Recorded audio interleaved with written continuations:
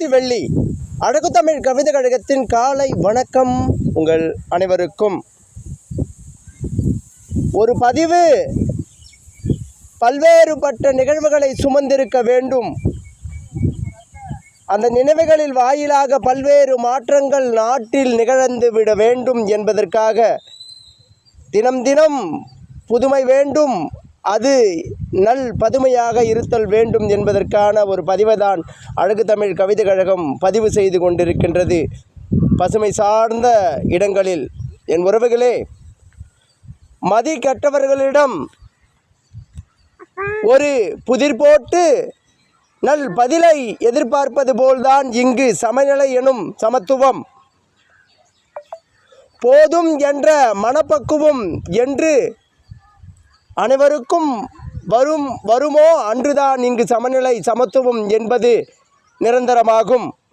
அதை தவிர்த்துவிட்டு இந்த உலகத்தில் யாவரும் சமநிலை என்ற நிலைப்பாங்கில் பல்வேறுபட்ட மனிதர்கள் தன் வாழ்க்கையின் போக்கை மாற்றிக்கொண்டிருக்கும் நிலைமையில் இருந்து தன்னை முதலில் மாற்றி அடுத்த நிலைக்கு முன்னேற இங்கு யாவரும் ஆசைகள் தவிர்த்த ஒரு உலகத்திற்குள் அடியெடுத்து வைக்கும் மனப்பக்குவத்தை அடைய முற்படும் நிலை செய்யுங்கள்.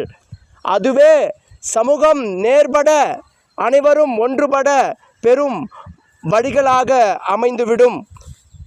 நம் நிகழ்வுகள் கண்களுக்கு முன்னால் எண்ணற்றவை நிகழ்ந்து கொண்டிருக்கின்றது.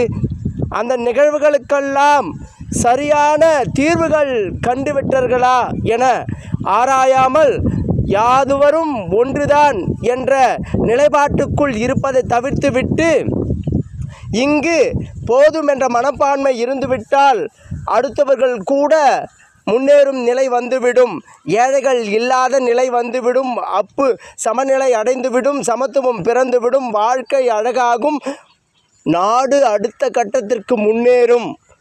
இந்த நிலைமை என்று இந்திய தேசத்திற்குள் நிலவுதோ அன்றுதான் இங்கு சமநிலை சமத்துவம் வெற்றியாளர்கள் என்று அமையும்.